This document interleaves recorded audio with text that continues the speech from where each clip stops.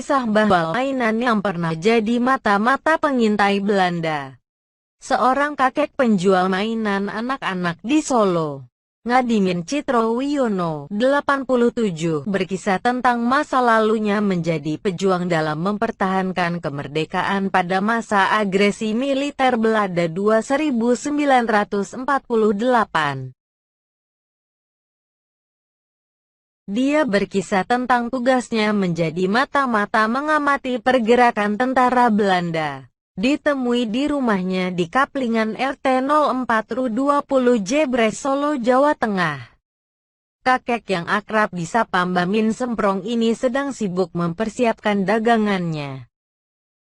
Ada mainan tembak-tembakan, boneka monyet, panahan, hingga ada pula face shield.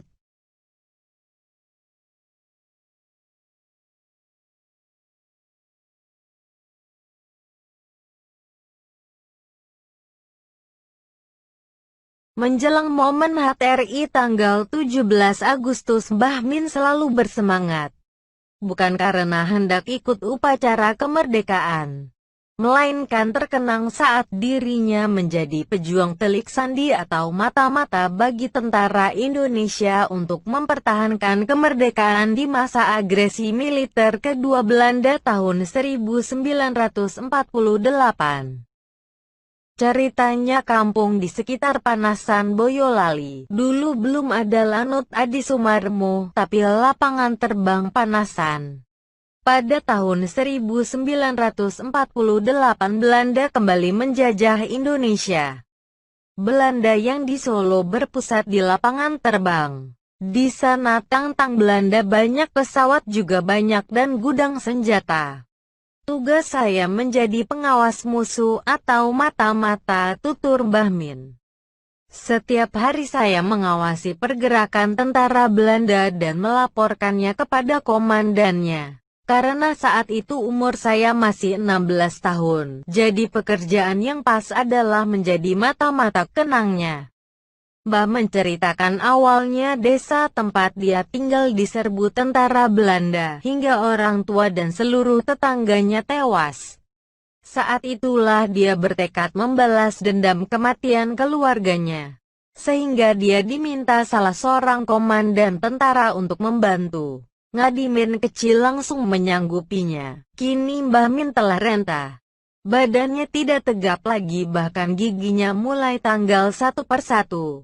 Namun yang masih menyala adalah semangat hidupnya dalam menyambung hidup dan mencari nafkah buat keluarganya. Berbagai pekerjaan sudah pernah dilakoninya setelah menyelesaikan tugasnya menjadi mata-mata pada sekitar tahun 1950. Hingga kini akhirnya Mbah Min menjadi penjual mainan keliling di beberapa tempat.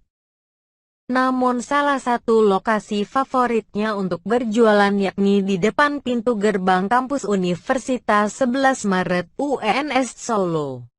Mbah Min setia menjajakan dagangannya sejak pagi hingga malam. Jika beruntung Mbah Min bisa membawa pulang 20 rupiah ribu dalam sehari.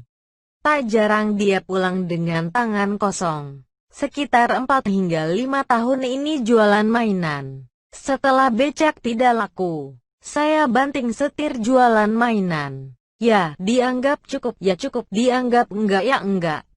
Saya bikin face shield tembak-tembakan, ya untung 1.000 rupiah hingga 2.000 rupiah, tutur Mbah Min.